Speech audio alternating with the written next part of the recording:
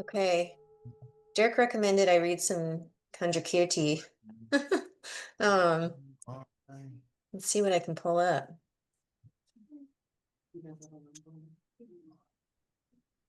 I pay homage to the gentle Lord Manjushri. Shravakas and middle-level Buddhas arise from sovereign sages. Buddhas are born from bodhisattvas. The compassionate mind and non-dual cognition, as well as the awakening mind. These are the causes of bodhisattvas. Oh, this is interesting because this is going to play into my talk today. Goes all the way into this. Does the computer? I'm sure they'll let me know when they can hear me. But talking about non-dual cognition, we'll be talking a lot about thoughts today and the influence of unhelpful, unrealistic thoughts. So let's see what more.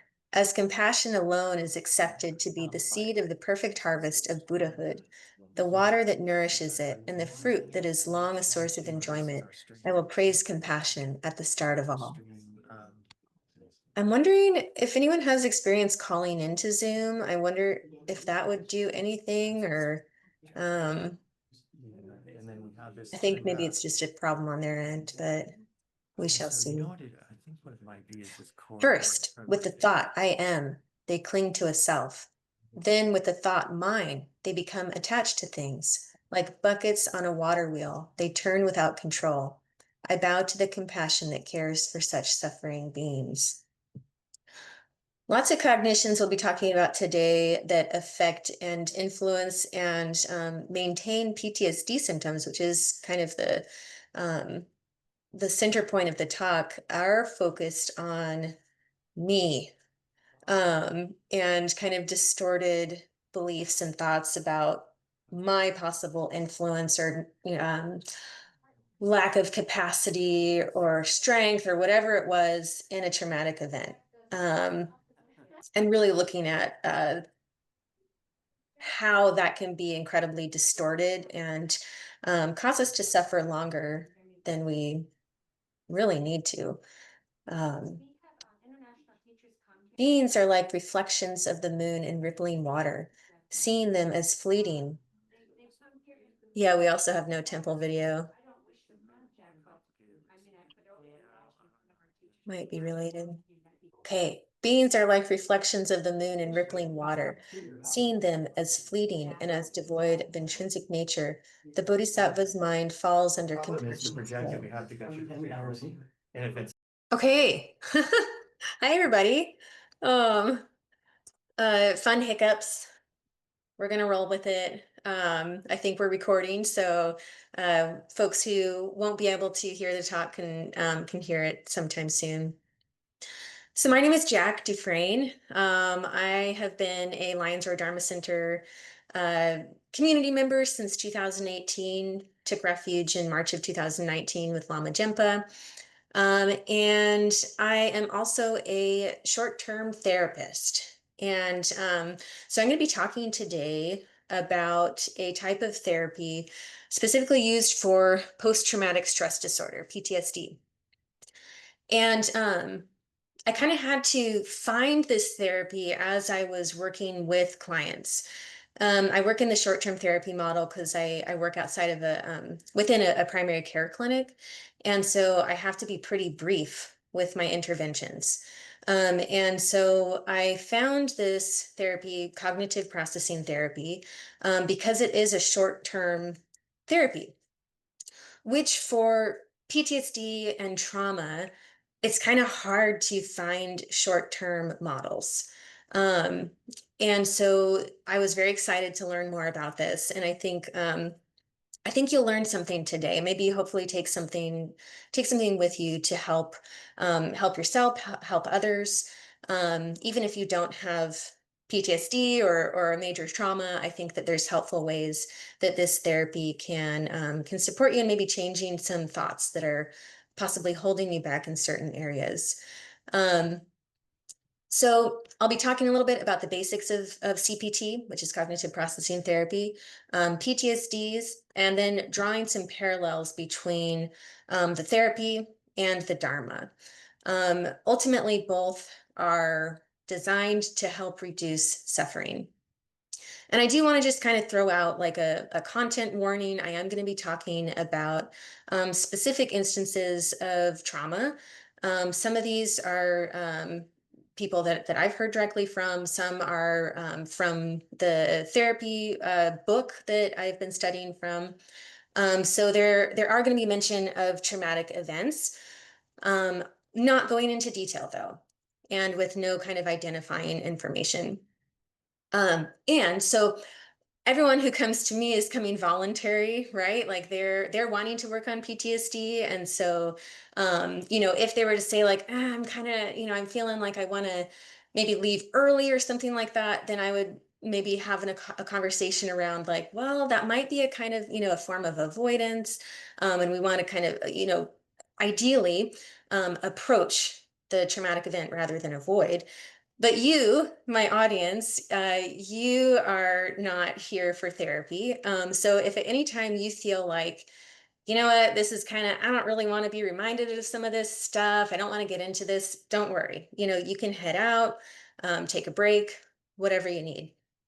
Um, so with that, cognitive processing therapy was developed by Candace Monson, as well as Kathleen Chard and Patricia Resig. And so I'm really basing everything that I'll be talking about today, except for Dharma, off of their trainings, and everything that I'm studying basically is from them. And it is an evidence-based treatment for PTSD, which when we say evidence-based, we mean that it has a really strong, within kind of like research models, we see that it has a really strong effect on reducing symptoms of PTSD. There are other treatments for PTSD that are as effective, but are different and maybe take a little bit longer or require you to really get into the details of the trauma. So that's prolonged exposure and EMDR, eye movement desensitization reprocessing. Both of those are excellent therapies for PTSD. But prolonged exposure has a very high dropout rate because you're required to talk in detail about every single step of what happened. So people don't like doing that. EMDR, in a similar way, it's a little bit less invasive, but you are required to be thinking a lot about the trauma and about the details of the trauma. So with CPT, cognitive processing therapy, while there are some like discussions about the trauma itself, what we're more getting into in detail are the thoughts and beliefs that were, developed and created following a traumatic event, that are causing and maintaining the symptoms of PTSD. Because it's really interesting is that most people, 80% of people who experience a traumatic event will recover within a number of months. It's variable though, right? But only about 20% go on to develop PTSD, post-traumatic stress disorder. And there's a couple of different reasons why that happens. I'm not going to go super into detail with that. But some kind of risk factors are having maybe experienced prolonged childhood trauma, maybe having parents who taught very negative worldviews, and having kind of like repeat traumas. So those are kind of like increase your risk for PTSD. But really anyone can develop PTSD. So it's not like uh, yeah, there's some specific kind of genetic thing that we can really find. So PTSD is defined by the DSM, which is the Diagnostic Statistical Manual for mental disorders, quote unquote, says that PTSD is you have to have had an exposure to an actual or threatened death, serious injury, or sexual violence, whether by directly experiencing it, witnessing it, and happened to someone else, or learning that the event happened to a loved one, or being exposed repeatedly to details of traumatic events. So that might happen in the case of like emergency responders who are over and over and over seeing different horrendous traumatic events. That can even happen in people who like on like Facebook or Twitter are doing like content moderation and are looking for like, are there, is there child pornography? Is there, animal abuse being shown on these platforms? And seeing those things over and over, someone can develop PTSD. So another diagnostic factor is having intrusive symptoms. So nightmares, flashbacks, dissociation. Um, there's also a lot of avoidance of reminders of the event. So people, places, conversations, activities, objects, situations. And that's a really, really key part of this therapy, as well as any kind of therapy for PTSD, is avoiding avoidance. Because avoidance of any form, whether that's working excessively, sleeping excessively, drinking, um, all the things that you can do to kind of numb out, that will only maintain the symptoms of PTSD, because we're not actually allowing the natural emotions that should result after a trauma, like fear, horror, disgust, even anger. We don't allow those to actually be processed. There's also a lot of negative changes in thoughts and one's mood. So for mood, there's like detachment, estrangement from others, and the thoughts, which is really what we'll be getting into today, are these like kind of persistent and exaggerated negative beliefs or expectations about oneself, others, or the world. And these are that's like a direct quote from the DSM, so I'm not coming up with that. So examples like, I am bad, no one can be trusted, the world is completely dangerous, I am permanently ruined, right? These are things that develop after that. And also, we can develop similar types of thoughts about other people and about the world. So there can be a lot of just shame, guilt, and blame of oneself and others who might not have been involved. There's also a ton of changes in kind of physical and emotional arousal. So you'll see like sleep and concentration issues, lots of irritability, even like reckless behavior. And part of that is because the prefrontal cortex, which is all involved in kind of like these like decision making, emotion regulation, that really goes offline when a traumatic event happens, because your brain just goes into fight, flight, freeze. And so we don't need to have that kind of planning mind, or the mind of like, oh, does this person like me? Like all of that goes off. And so what happens in PTSD is that the amygdala, the fight, flight, freeze response, stays elevated. So then the other parts of the brain, that functioning diminishes. And so there's a lot of dysregulation that people experience, or a lot of like just kind of the opposite, like numbing. Um, and for PTSD to be diagnosed, it has to be, the symptoms have to be continuing more than 1 month after the event. So again, most people after a traumatic event will have these kind of acute stress responses similar to the above, but don't develop PTSD.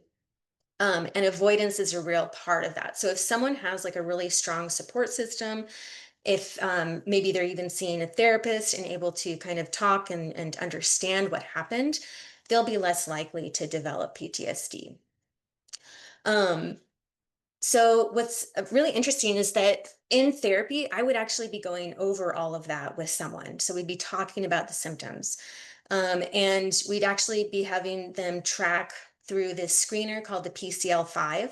It's a self-administered screener, so you could even find it online if you're interested. If you feel like you'd like to know more about maybe your own experience of traumatic symptoms, then that is something you could find online. And we do that before each session to kind of track how things are going. So I brought up a little bit about what happens with the brain with a trauma. So again, there's kind of the fight, flight, freeze response that's delegated by the amygdala, and that's kind of like the brain's alarm system.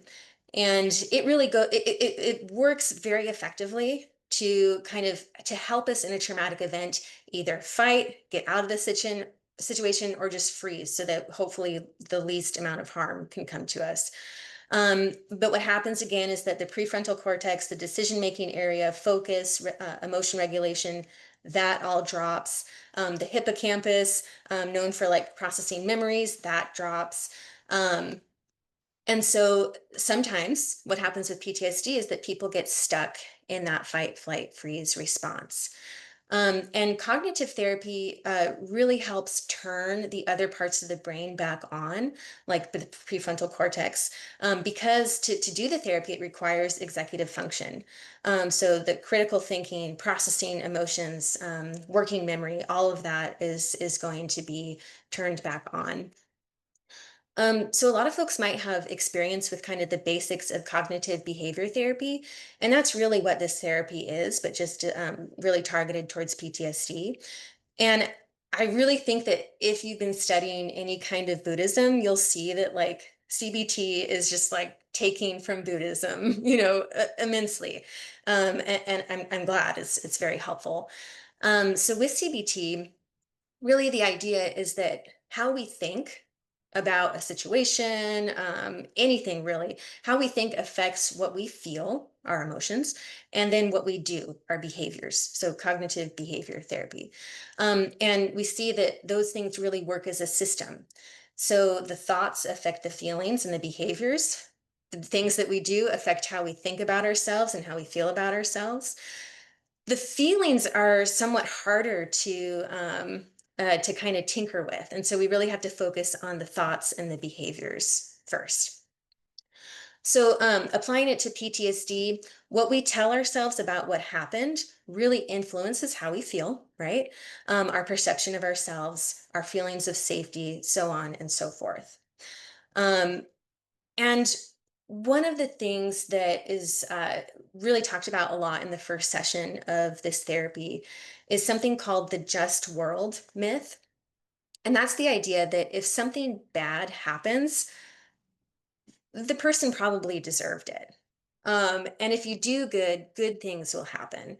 And that was kind of, those are things that we're taught as children because we don't have as complex an understanding of the world. And so our parents give us very simplified, or society gives us very simplified ideas to help us kind of navigate. But what happens is that we grow up and we don't really shed some of that early learning. And so when something terrible happens, we're trying to adjust in our mind, like how can I like fit this into this subconscious belief that good things happen to good people and bad things happen to bad people. So you're probably seeing where this is going, is that people start to develop these ideas that, well, if that bad thing happened, then I must be bad, or I must have done something to cause this or to bring this on myself. And I think this is an interesting place where we as Buddhists can, just reflect on what we mean about karma. Um, because I think that's where some people could get a stuck point, which we'll be talking about stuck points later. But this kind of idea that, like, well, I guess I had done something bad in a past life, and therefore I deserve this. And actually, karma is not at all about, deserving bad things. It's not, it's not about punishment. And so we need to kind of, be aware that those things might be working subconsciously in our minds when we're after a trauma. So be careful not to blame yourself, and we'll talk about how not to do that. Um, there's also, for a lot of people, if they already have a negative view of the self, maybe they grew up in an abusive environment, then a traumatic event will only reinforce the belief that, like, I'm bad, I must have done something.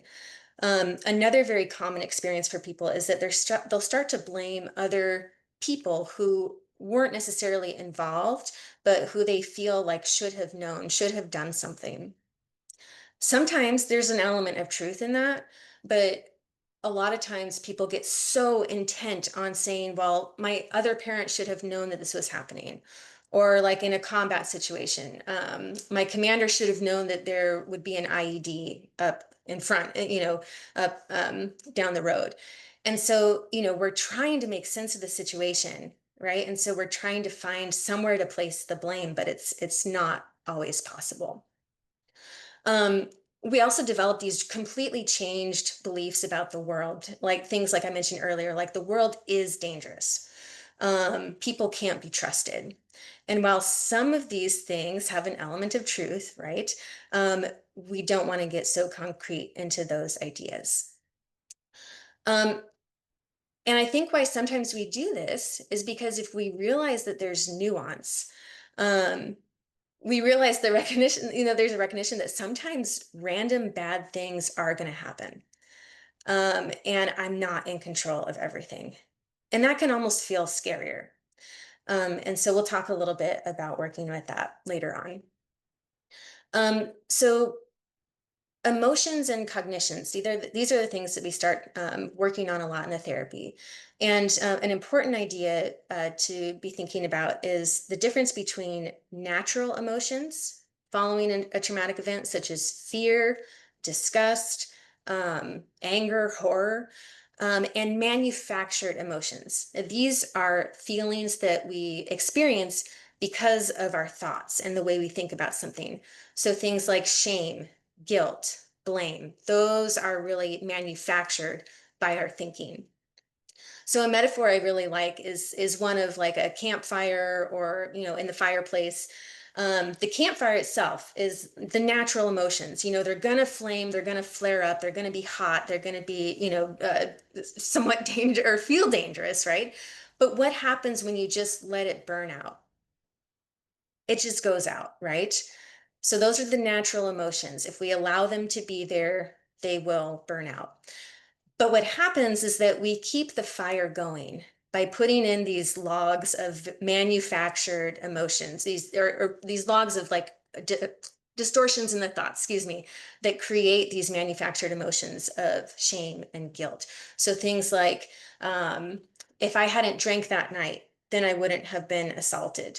Um, if I had only, remembered that my friend needed help, then they wouldn't have been hurt. There all these things that, we're trying to make sense of the situation, but really only create shame. Um, so the therapy itself, the first half of it focuses on what the person is telling themselves. So we're identifying facts versus feelings, facts versus thoughts. And then the second half of the trauma, the last 6 sessions, is how trauma affected one's beliefs about self, other people, and the world, especially around these 5 themes: safety, trust, power and control, esteem, and intimacy. Those are all major areas of life that can be impacted by a traumatic event. So in this first session, we've talked about all the trauma, or all the things that cause PTSD, how the brain works, how the therapy works. And then we identify one event. So most people have more than one traumatic event, but we're really going to try and identify what's the one that keeps you up at night. What's the one do you not want to talk with me about, right? The things that really cause those symptoms. And they're just going to give me one sentence. They don't have to give any detail, right? It's just such and such happened. I was sexually abused as a child. Um, I got into a car accident and my brother died, right? Very just kind of simple. That's what happened. And the assignment that they're going to take home is, why do you believe the event happened? They're going to be writing about why they believe the event happened, not what happened. So that's really important, is that we're not getting into the details and getting flooded by the details of the emotion. Rather, we're going to write down why we think it happened. And then what comes out of that is that we start to identify, where is the person stuck? That's what we call stuck points. So when they come back, oftentimes it's things like, I should have known that, this was going to happen. Um, I was dressed slutty, or, um, I should have fallen back on my training. All these different things that people are going to start saying about themselves. And the therapist really helps kind of tease those out. Um, so different stuck points that happen again, like, it's my fault the accident happened. I must be on guard at all times. If I let other people get close to me, I'll get hurt again. Um, I have no control over my future. These are things that really keep people stuck. Um, So, as the therapy goes on, we really start to explore the relationship between events, what I tell myself about what happened, and the results of that. And we do that through what's called an ABC worksheet. It's very simple kind of structure. And we start out with actually just kind of everyday examples. So let's say the event was I dropped and broke a glass. What I told myself was, I'm so stupid. The results, I feel sad, angry, and also what I end up doing is I'm irritable at my partner. Um, and then we ask these two questions of ourselves. So, is for one, the thought that I had, I'm so stupid, is that realistic? And some people might find like, okay, well, yeah, maybe somewhat, like maybe I was like not paying attention or whatever, and that makes me feel kind of stupid. Um, but is it actually, that way completely? Like, is it 100%? It was happening because I'm stupid. Or can we see like, well, actually, things like that happen to everyone. And the question, is it helpful? So even if there's some element that's true about what I'm telling myself, is it helpful? Usually the answer is no. So what can I say next time? It sucks that I broke the glass, but it happens to the best of us. Things like this. And it's very simple, right? Um, but we want to start kind of like building in that structure of noticing the reality, noticing what's not real and what we're saying to ourselves, and then reframing with something that's both more realistic and more helpful. Um, then we start going into examples with the trauma. And so that could look like, you know, um, my let's see, let's my it was my fault that my brother was killed in the car accident because I should have done things differently. That's what the person is telling themselves. I should have done things differently. So then how do I feel? I feel horrible. I feel ashamed, right? I don't want to drive anymore. And then looking at, are these thoughts realistic? And so the person then has to kind of examine, like, well, what was going on at the time, right? What else was happening? And then is it helpful? Is it helpful to think like it's my fault my brother was killed and I should have done things differently? Probably not. And so then developing a statement that's more realistic and more helpful. So you really have to kind of read and reread and recite these things to yourself once you've kind of developed the alternative statement or alternative belief, which is kind of like, I think with, our Dharma practice, like reciting sutras and prayers, it really doesn't become realization until you've done it a lot. And so sometimes it's going to feel kind of rote or like unnatural. But with time and with like repetition, you kind of see like, okay, I can see how that makes sense. A lot of the work that the therapist is doing in this is Socratic dialogue, so open-ended questions. So let's say the step point is I should have been able to protect my friend when we went out walking and got, attacked.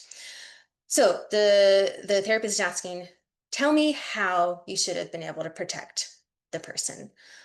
What was happening before the event happened? What did you know at the time? Did you know that someone was going to be hiding in the bushes and waiting to attack you? What was happening around you? What was distracting you? How quickly did this happen? And really trying to kind of like identify the context of the situation so people can start to see like, okay, it's not just me here who was, involved in what happened. Another thing that can be really helpful is like people who have like fears of driving or fears of flying, is to just kind of gently explore, like, tell me what you know about the prevalence or like the safety of driving or flying, all the things, really trying to get some detail. That might even be like a homework assignment, is to like look up percentages, just to again kind of get like those things almost like really drilled in. Um, Another question that can be helpful is like, let's say the person was assaulted and they, are blaming themselves for it because they drank that night. So a question might be, tell me how many times you've drank alcohol and not been assaulted. Probably most of the times, right? People don't think about that. Um, and so it really helps kind of challenge the person to see more rationally what happened. Um, what was actually within my capacity, what I knew at the time. And it's challenging things like hindsight bias, like feeling that I should have known now, like what was going to happen. Basically, I should be omnipresent, omnipotent, all knowing. I should have just known, right? So that's hindsight bias. And in the Dharma sense, it's kind of like it attacks this over exaggerated view of the self as being the center of everything, like, being in control of everything, and rather looks at all these kind of like causes and conditions to decenter this exaggerated sense of responsibility or blame. Now, it's really helpful though, like you don't want to just say, I'm completely not at fault, because the brain won't believe that. And so we have to really kind of help the person differentiate between the unforeseeable, like I had no idea this would happen and it's horrible, having some responsibility in the situation, but without intent. Like maybe when I was driving on that icy road, I could have been paying more attention. But really, what happened is that that car was driving so fast and drove through the red light and killed my brother. And so that might be okay. Yeah, I have some responsibility and that I wasn't paying as close attention as I would have liked, but I did not kill my brother, right? So differentiating between responsibility without intent and responsibility with intent to harm. So that can be very healing just in itself, to recognize like my intent was not to go out and like have my brother die in a car accident, right? Um, my intent was just to get somewhere. And that sounds so simple, but it's really profound when someone has been stuck for so long in believing that it was their fault. Um, so again, we need to kind of repeatedly read over these insights to begin to recognize their truth and to believe them. And a way that we help people do that is through what's called exploring questions. And so we're sending home these worksheets with people to encourage them to think about all the evidence against one stuck point. So just listing everything that you can think of, even if you don't believe it, list everything you can think of that challenges that stuck point that you have. What information are you not including about what happened? Maybe you're putting so much responsibility on yourself, but not thinking about all the different factors. Um, is your thinking including all or nothing terms? What for, like all, never, extreme words like need, should, every time, right? So those are always cues like, hey, wait a minute, I need to take a look at this and examine, is it actually 100% true that people are always dangerous and cannot be trusted, right? Really challenging those beliefs. Um, in what way is your stuck point over focused on just one piece of the event? So I had a person who was so upset with herself, going on a walk with a loved one got attacked, and she really thought like I should have done something, I should have been able to protect my loved one. But it was so over focused on just how she had no strength in the moment. She froze up, right? There was almost nothing she could do. And as we were looking at, well, what was happening, it was pretty clear that like there was nothing this person could have done in the face of what was happening. And so, while we didn't get into the details of the event, we did find context that proved there was actually a lot more going on than your own involvement here. This one's really important. This question about is the source of information for this step point, this thought, questionable? So a lot of times, especially childhood trauma, sexual trauma, physical abuse, um, uh, people will have thoughts like I'm bad, I'm dirty, I'm at fault for this. But oftentimes the source of that thought is their abuser. And so we need to look and see, like, is that person a reliable source of information? Is your abuser a reliable source of information for your own self-worth? Usually not. In fact, never. Um, and so that can be really helpful. An interesting part too is like, is am I a completely reliable source of information about myself? Oftentimes not, right? Because we might have really negative views about ourselves. And so we need to sometimes question that. And looking at, is this based on feelings, or is it based on facts? Sometimes people get really upset with that, right? Because they're like, my feelings are genuine. And it's like, well, yes, they're valid, but also are they based in reality? Maybe the feelings that you're having are completely manufactured by your thoughts and these very kind of negative ways of seeing yourself. Um, and so, as we kind of continue to put all these things together, we're looking at unhelpful thinking patterns like jumping to conclusions, all or nothing thinking. I mean, we can get into so many different thinking patterns like overgeneralizing, I was assaulted by a man, so all men are dangerous, right?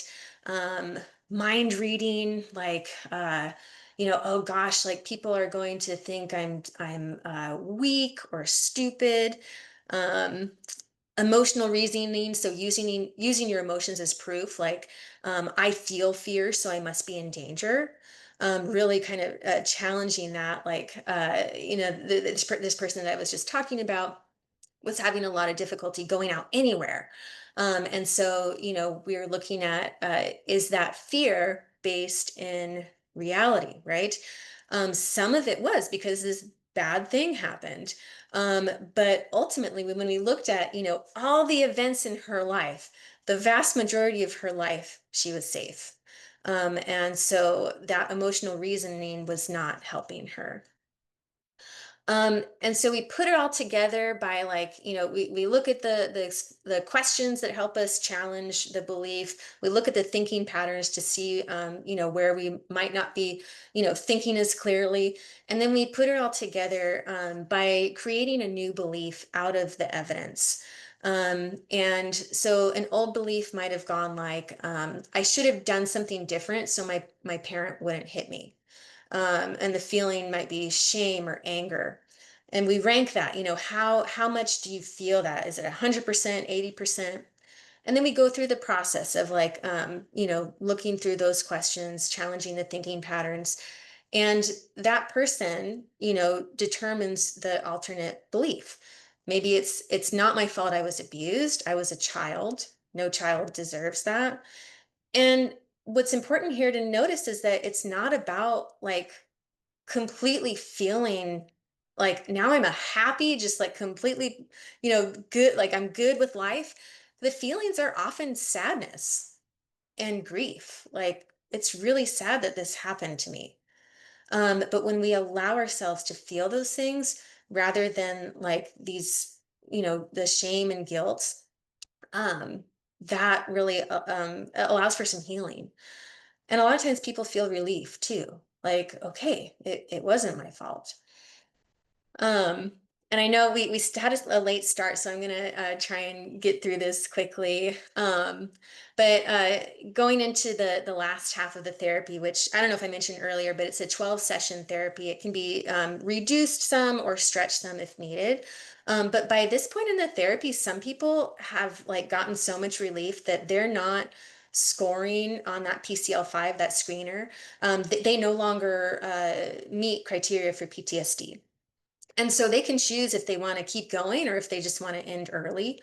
But a lot of people go on to then explore these different themes of life that are impacted by trauma: safety, trust, power control, esteem, and intimacy. Um, and uh, I'm not going to go over each one, but for example, one thing that we might look at with safety. Um, this is the belief that I can protect myself from harm and have some control over events. Um, so some people might have really negative beliefs about their ability to protect themselves even before the trauma happened. So if someone repeatedly experienced dangerous life situations, then the trauma would just reinforce that idea that they can't be safe. Whereas someone who, didn't really have any prior experiences of, feeling unsafe, um, you know, they might develop the belief that I have control over most events and I can keep myself safe. And then, the traumatic event just like shatters this belief. Um, and so, examples of stuck points there might be if I can't or I can't protect myself from danger. If I go out, I will be hurt. When I feel fear, that means I'm in danger. Um, so if you previously believed like, okay, this can't happen to me, then you'll need to resolve this kind of like conflict between the belief and the traumatic event. So a possible alternative thought might be, it's unlikely to happen again, but the possibility exists. Even if it does, I have more skills I can use to manage my reactions. And that again is only gotten to by the client's, process of looking at their stuck points. Um, and things like, I can't protect myself, and the traumatic event seems to confirm that. An alternate belief might be, I do have some ability to keep myself safe, and I can keep, take steps to protect myself from harm. So very similar, but have, some differences. Um, Trust is a really interesting one. Uh, I think after a trauma, people can become, very isolative out of fear. And they can also become very like over idealizing, like, especially if there's a lot of like trauma in childhood. There's this feeling of like, if they do find someone who they're in a relationship with, they might over idealize and say, finally, like someone who loves me, right? This kind of like, oh, a really strong attachment. And both of those, like isolation or over idealizing, can lead to sometimes, harmful outcomes, or at the least, just disappointment. And so really we're coming to a middle way approach of like, some people can be trusted and others can't be trusted with certain things. Some people can do harmful things, but not everybody. And again, these sound like very simple things, but going through the process of actually looking at the evidence is what will allow you to believe those new thoughts. Um, so in conclusion, thinking about, this connection to Dharma, PTSD and traumatic events are like, dukkha dukkha, like the suffering of suffering.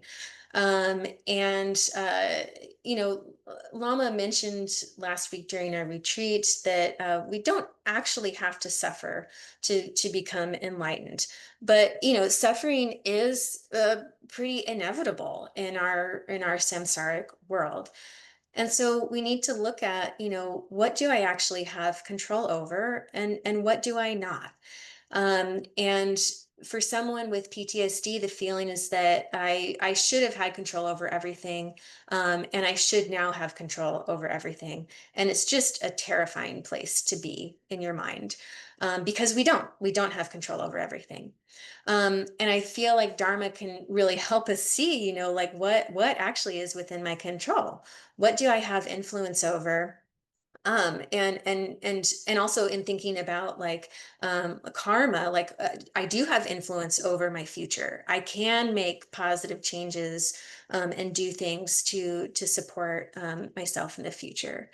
Um, and it's all about, I think this therapy is about choosing to align more with reality as it is rather than our interpretations. And I feel like that's a really powerful way that Dharma can help heal us as well. Is like, I'm choosing to recognize what's real in the world rather than this kind of, really exaggerated sense of self that interrupts reality all the time.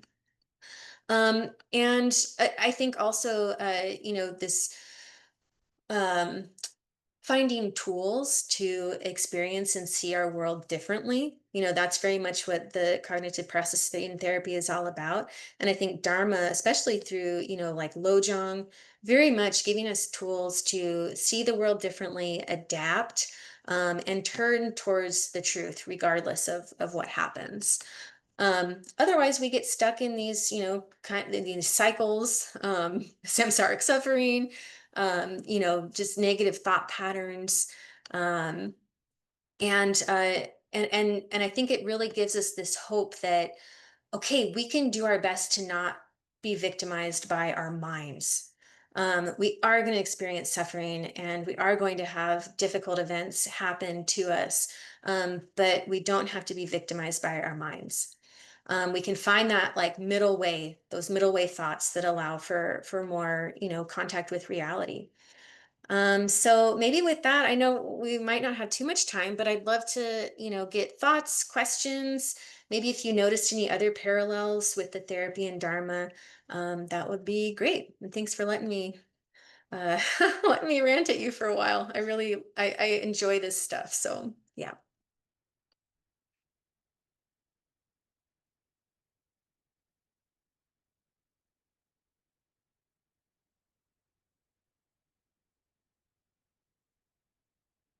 Oh, Jack, can you Yes, hear me? I can. Yeah, I found your topic extremely interesting. I've had EMDR, which Mm, was excruciating, but very fast. But I just wanted to make this comment. After that, it was effective, but we didn't address one thing that happened. I was kidnapped. One thing that happened was I had to decide while the attack was going on, and it went on for a long time, that I was going to have to kill this person or I was not going to survive. So I had to do that really rather rapidly. It was very difficult.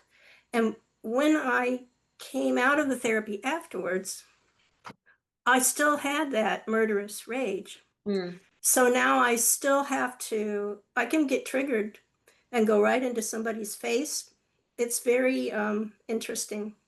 mhm, And so I don't feel unsafe, but I'm extremely verbally and physically aggressive. And I wondered, how do people identify things like that? How do you address that kind of a residual effect?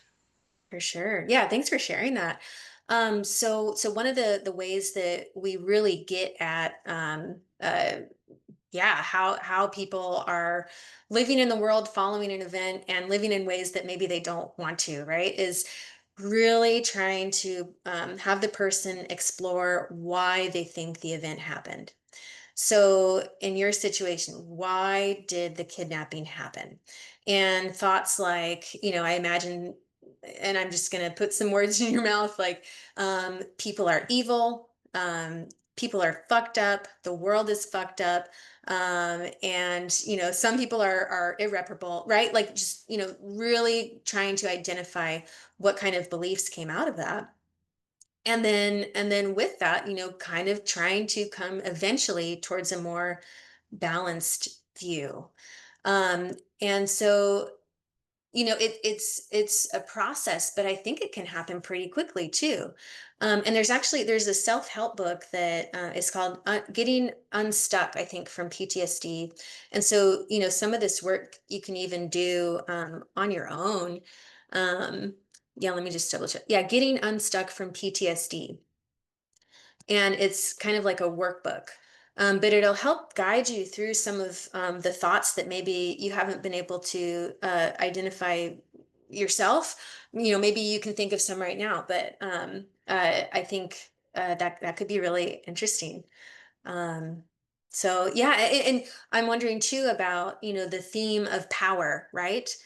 Power and control. A lot of people feel anger when they feel out of control. And when they want to have, you know, a sense of security back, and like and that, you know, people can't hurt me. And so power and control might be a core theme to look into as well.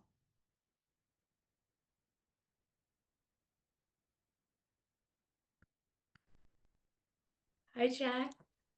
Hi. That was such an amazing talk. Oh, thank you. It was wonderful to hear your expertise and what you do and how fluently you could talk about that. Thank you.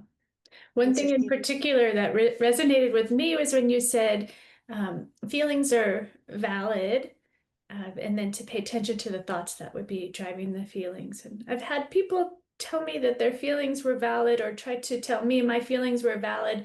And in some ways, I thought they were saying that are factual, like it's something Mm. that exists and is true.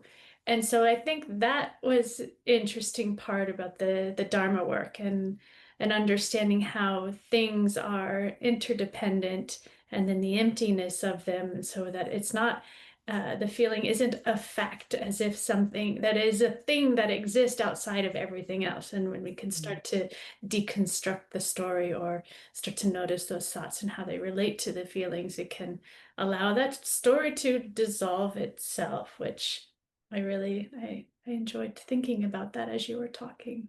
Thank you. Yeah, yeah, great. Thanks for sharing. Yeah, I think sometimes we can be a little bit self-defeating when, you know, we overly validate the emotions, where you know, we can get stuck in that.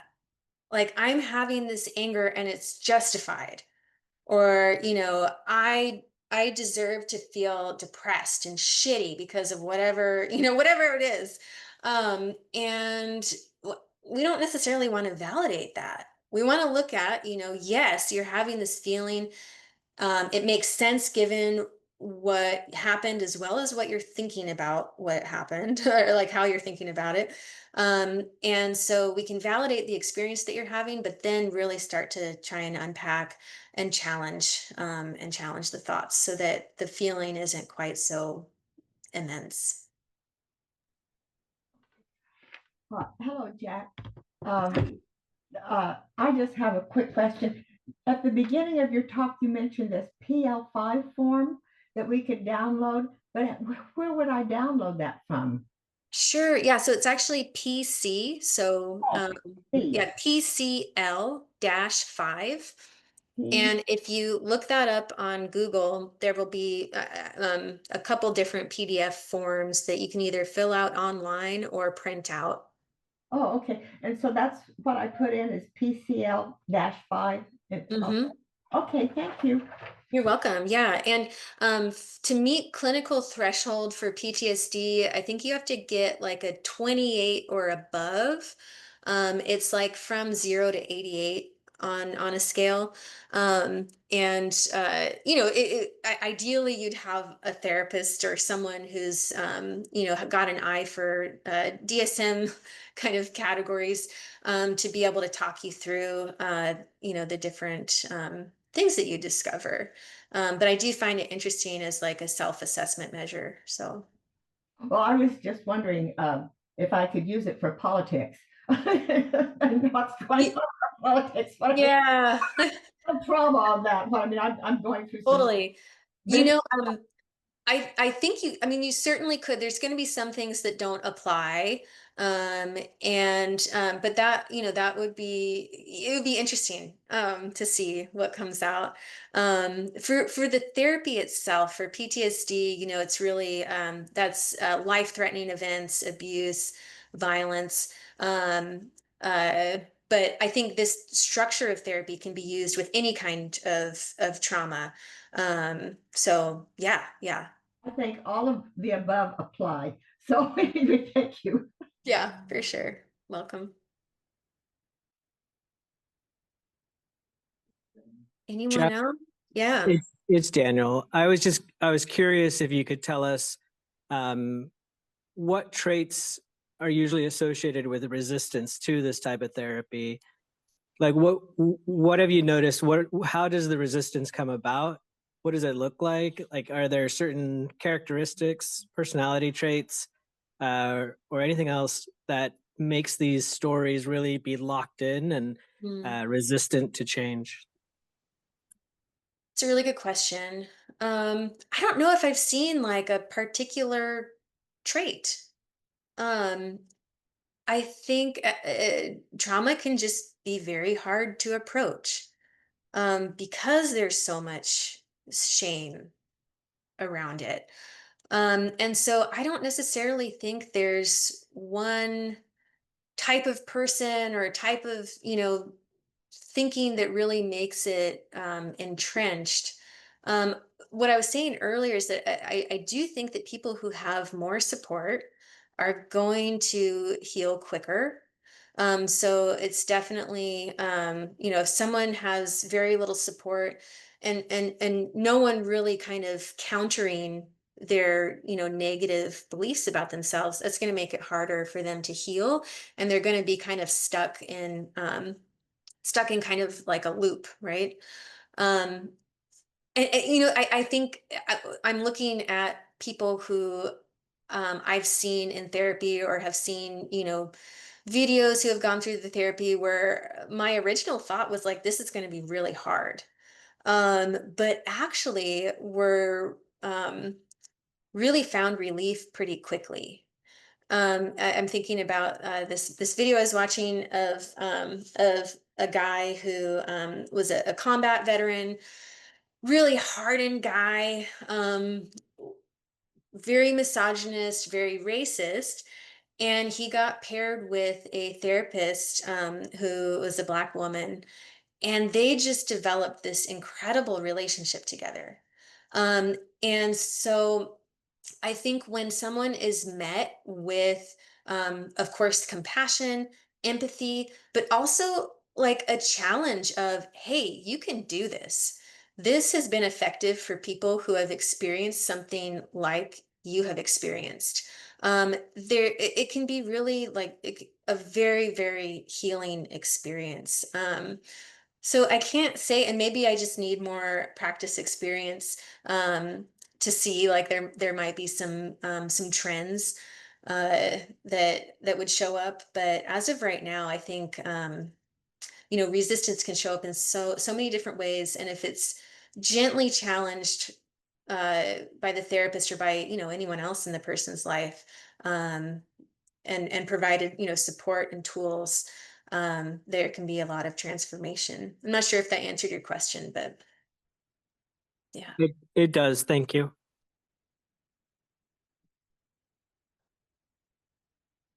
Hi, Jack. Hi, Sue. Hello. I just want to thank you again. Very super fabulous talk, very helpful, a lot to think about, and just very grateful. And I wanted to let you know that. And I'm wondering if when you come to Sacramento next time, you'll set up some appointments for guest counseling. I think that's a good idea. And what's cool is that I feel like the therapy at time you don't need to go through the whole course. Even just like little snippets can be really helpful. And there's some self-help information out there too. So but yeah, I would be down to talk with anyone about this kind of stuff, and so I'm open to that. I'm thinking maybe, maybe a workshop. Yeah, it's a good idea. You should think about that. You can talk maybe with Lama. But Yeah. anyway, Thanks. thank you a whole bunch. Thanks, Sue. All Hi, right. hi. Thank you, Jack. Yeah. I loved your talk, and I did the CBD or CBT mind over mood packet, and what you talked about followed. I'm like, oh wow, it's that packet that was exactly like what's your alternative thought, and identifying and rating your moods, and I'm like, oh okay, that packet followed exactly what you did in practice. And so anyway, I loved it. But what really struck a chord for me for the first time, and it really, I have PTSD, and it's like for the first time I heard something different. And it's like, why did the event happen? And I've never looked at my trauma in that way. Like I always just looked at it like it happened. Okay, it happened, now let's move forward, and like work through it. and I never looked at like, well, why did it happen? And Mm, so it really I think maybe now if I look at like, well, why did it happen? What was going on? What was the person thinking? What was going on? Why did the whole thing happen? That now maybe I can work through the trauma with a therapist, and maybe there can be some resolution and some healing there, because mm, it's just been going round and round like in a tornado. Like I haven't made any progress. It's kind of just shifted, been put on a shelf, and then things have just moved around and nothing's happened. And it's been like 53 years, you know, mhm. I haven't moved forward on it because I've never looked at why did it happen. Yeah. So, Thank you. Yeah, thank you so much for sharing that. And that can be, you're touching on something that I think can happen in therapy, is that we can talk these things to death, right? And not necessarily get anywhere different. And so that is something that I really like about these kind of more manualized therapies in specific. You mentioned, like, I was kind of hitting point by point, like the kind of the packet that you had gone through. And I think it's because it works, kind of like how the Dharma, like, if you want, to achieve enlightenment, do this and this and this, like, follow the Lam Rim. And so these kind of manualized therapies, I think they really work and help you target things very specifically. Whereas, kind of more supportive counseling, while it's wonderful and I think it does work, we can kind of get into loops at times. So I'm really glad that you found something that was helpful. And yeah, feel free if you ever want to get in touch. I'd be happy to talk with you.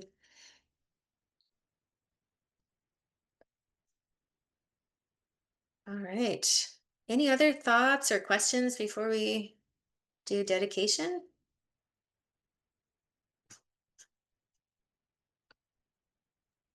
Doesn't look like it from inside the temple, Jack. Okay, great. Thank you so much. I appreciated talking with y'all. Thank you, Jack.